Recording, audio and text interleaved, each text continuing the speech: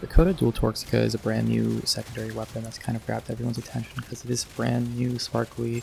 I've seen some YouTubers make some builds with it. For some reason, someone like put radiation onto it. Overall, I was just like disappointed by the damage numbers that I saw, so I thought like maybe we could like push the damage further. And it turns out you kind of can, as far as like compared to what I've seen online so far. So what I have noticed is that it's very loadout dependent. So just to like kind of go over the dual Coda Torxica as it is, it's got a really high like ammo pool, it's got pretty okay fire rate when you mod for it, and it has a really interesting unique trait which spreads cold status procs. It says status chance, but it is a status proc. Pretty fast around rooms as long as you're damaging enemies, and it also has a 1.5x damage bonus against enemies that have been hit by that like cold proc for your dual Torxica specifically.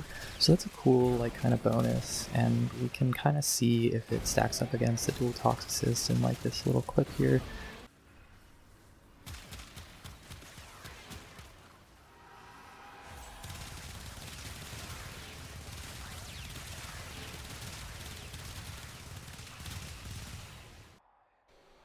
So unfortunately, I don't think that we're going to be able to beat those damage numbers or that AoE clear potential. The dual Toxocyst can ricochet, obviously, as you know, which we do not have with the dual Coda Torxica. This is a single target weapon at its core, so unfortunately you're not going to get rune clearing like that, but we can still get pretty okay, respectable damage. That'll make it usable for like whatever you really want to.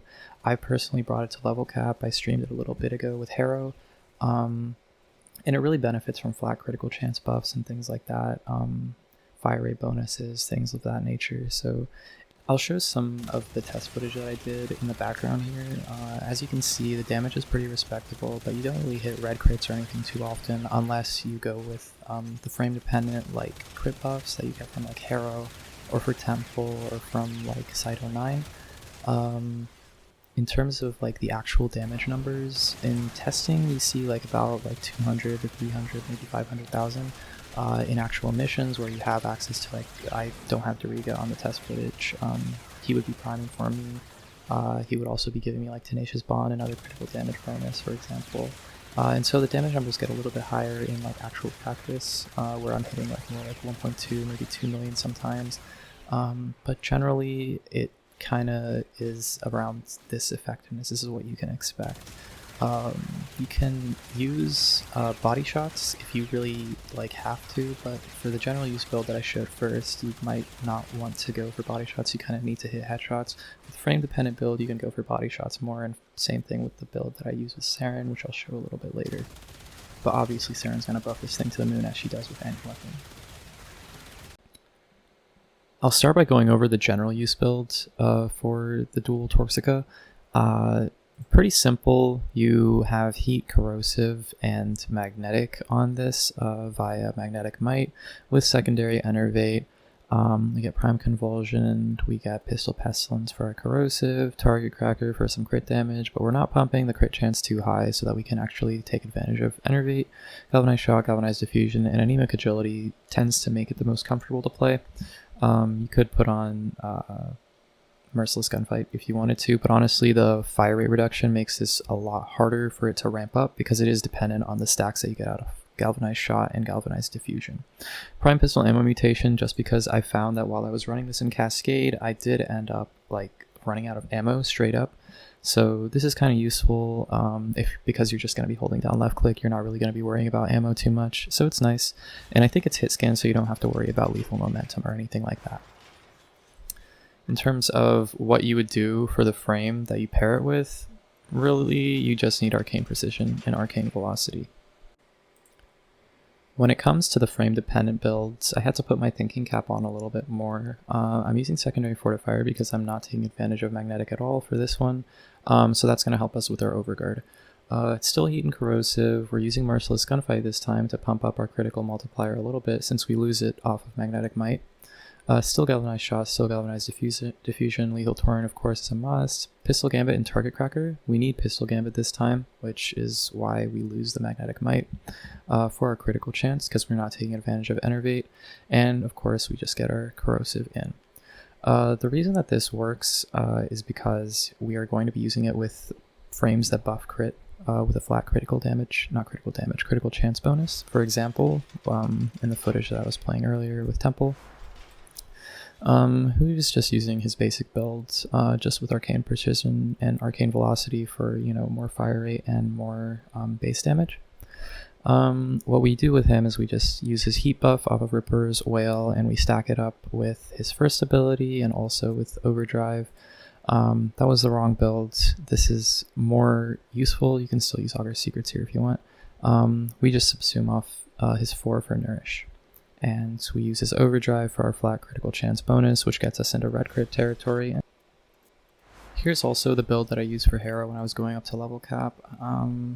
Worthy Camaraderie, Crepuscular, and Arcane Precision for extra damage. I was actually using, I think, the fire rate modifier here, but I didn't need that because a Hero has the fire rate built in. But yeah, Lasting Covenant makes his 4th ability last a really long time, and it's just very comfortable and very easy with Evade as well. In terms of the shards for Harrow and for Temple, I didn't really use anything that specifically improved the dual Torxica's damage output, so I don't think that they're really necessary.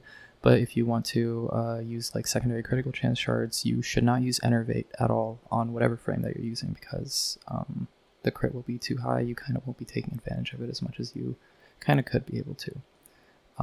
That's just kind of an example use case. Everything else is just quality of life, parkour speed, casting speed, maybe ability strength, so that your ability buffs improve the damage more. That's about what I would recommend. In terms of corrosive shards, you can bring them, but honestly not necessary, because armor isn't as big of an issue these days in the meta. So I found that it was not really a big deal, even with 0 corrosive, because I was using just a pure heat build with the dual Torxica when I was bringing Hera to level cap, and I had no issues whatsoever. So with any corrosive priming, I feel like you'll be fine, and you don't really need to waste the corrosive shards if you don't want to. This last build is just for use with Saryn. All that I did is I took off Corrosive and I put Magnetic Might back on. So we have our higher critical multiplier. We're still using secondary Fortifier to deal with Overguard, and mostly to get Overguard back. Enervate kind of works here, but you're sacrificing that Overguard survivability, so that's why I just kept a Fortifier here. And your damage is high enough with Saryn regardless. Yeah, that's basically the difference. The reason that I took off Corrosive is because we can get it through her first abilities augment. Venom Dose. We get Corrosive on all of our attacks. We're also using Toxic Lash, and we're using Nourish, so we're getting Toxin and Viral and all the things that you would need, and we're using Precision and Arcane Velocity. You can even swap out Arcane Precision for Molt Augmented if you wanted to, but honestly it's not necessary. This is easier if you're just doing fast missions and things like that. Also, sorry, I forgot to mention, this is a Heat Valence Progenitor that we're going with. Everything else gets kind of hard to mod around, and Magnetic Progenitor doesn't really fit in this case, so just to let you know. So that's about it for the dual Torxica.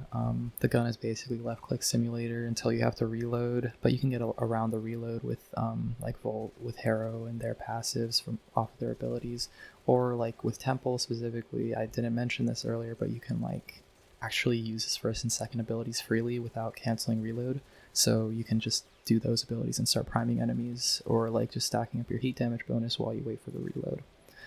The gun's fun. It's pretty powerful, pretty potent, but it doesn't stack up against things like the dual Toxocyst. I guess that's the closest comparison, which is why I'm putting them together, because it's another dual pistol, but it's actually just far superior in my opinion. Yeah, I think that's about it. Let me know if I missed anything. Maybe DE Spaghetti Code can make these cold procs do more than just crowd control a room or something. Although they do give you a little bit of a crit damage bonus as well. Maybe you could make it some kind of weird melee influence setup where you're spreading other status procs. Who knows? There's an interaction out there maybe that you can find. But yeah, I hope that this was helpful, and I'll see you guys later.